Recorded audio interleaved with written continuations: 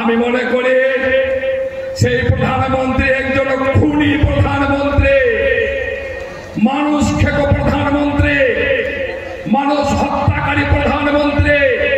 ঘরের মা মানে ঘরের যে গুরুজন, তার মুখের ভাষা যদি পায়খানার এর মতো প্যানের মতো হয়, তো আশেপাশের অবস্থাটা কি হবে? যে এনাদের যিনি মানে সবথেকে বড় নেত্রী, তার মুখের ভাষাটাই তো এরকম পায়খানার প্যানের মতো। তো তাদের আশেপাশে যারা আছে এই ছোটোখাটো বিধায়ক তাদের মুখের ভাষাটা তো ওরকমই, গন্ধ তো বেরোবেই। তাই এই সব ভাষা ব্যবহার করছে তারা। প্রত্যেকটি মানুষের ক্ষেত্রে একটা করে পুলিশ দেওয়া সম্ভব নয়, এটা আমরাও স্বীকার করি।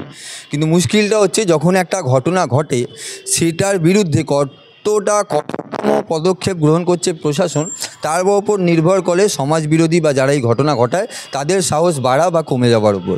কিন্তু বর্তমান যে প্রশাসনে বসে আছেন বা প্রশাসন যেভাবে চলছে, পুলিশ থেকে নিয়ে অন্যান্য ডিপার্টমেন্টগুলো, এনাদের বক্তব্য, এনাদের পদক্ষেপ এবং যারা এইসব ঘটনা ঘটায় তাদের পক্ষে আইনি সহযোগিতা বারবার এদের এই ঘটনাকারীদের সাহস যোগান দেয়।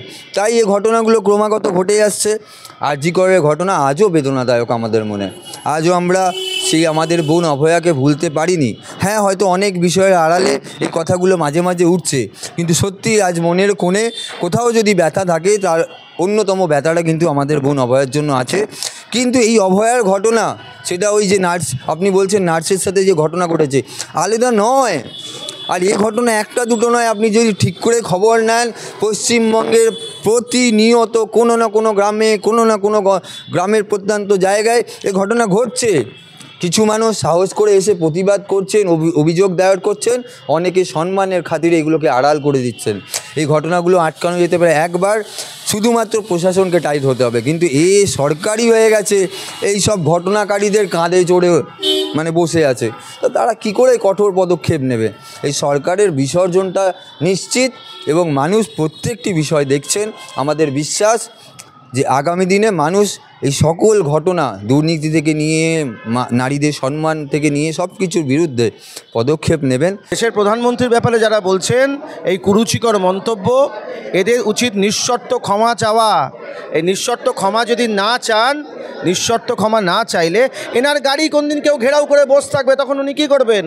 ক্ষমতা দেখাবেন। কেউ ভয় পায় না হয় তৃণমূলের তোলাবাজির ক্ষমতাতে। পশ্চিম বাংলার যা অবস্থা আছে, এখানে পুরোপুরি জঙ্গল রাজ। এখানে কোনো শাসন প্রশাসন, কোনো আইন কিছু নেই। এখানকার টিএমসি লিডার, এখানকার টিএমসি এমএলএ, এখানকার টিএমসি এমপি, ওনার যা মুখে আছে, এই তো চামড়া জুবান, তো যা মুখে আসে বলে দেন। কিন্তু ওনার যা মুখ্যমন্ত্রী আছে, ওনাকে তো ভাবতে হবে কি আপনাকে যা বাংলায় জনগণ যা ভোট দিয়েছে, এই জন্য নেই কি আপনি একজন শান্তিদূতকে আপনি बढ़ावा দিচ্ছেন, এটা তো ঠিক নয়। আপনি তো পুরো বাংলায় মুখ্যমন্ত্রী। আপনি দেখেছেন কি যেভাবে কিছুদিন আগে আমাদের সৈনিক যা বর্ডারে রাত্রি জেগে ওখানে ডিউটি করে, তাহলে আপনি সবাই বাড়িতে একদম ঠিকঠাক থাকি ওনার জন্যে। কিন্তু পশ্চিম বাংলায় যা কলকাতা পুলিশ, পশ্চিম বাংলার পুলিশ আছে, ওনাদেরকে অ্যারেস্ট করে নিয়ে যাওয়া হয়েছে থানা, 2 ঘন্টা 3 ঘন্টা ওখানে আটকানো হয়েছে। কেন? কারণ কি ইন্ডিয়ান আর্মিতে কাজ করছেন। আর আপনি দেখেছেন এই কাছে আমার রাজাবাগার আছে, কেলাবাগান আছে, ওখানকার শান্তিদূত যেকে मतलब টিএমসি লিডারের ভাষায় বলে দুধালু গায়ে। আপনি নিজে চোখ দিয়ে দেখতে পারবেন কি রাজাবাগানকে একটু অটোর মধ্যে 3টা 4টা मतलब পার্মানেন্ট থাকে, কিন্তু ওই অটোর মধ্যে 8টা লোক বসিয়ে নিয়ে যায়। ও অটো ড্রাইভার মুসলিম, একটা বাইকে 3 জন বসে, হেলমেট নেই, কোনো লাইসেন্স নেই, कोई কাগজ নেই, কিন্তু ওনার হেলমেট আছে, জালিদার টोपी।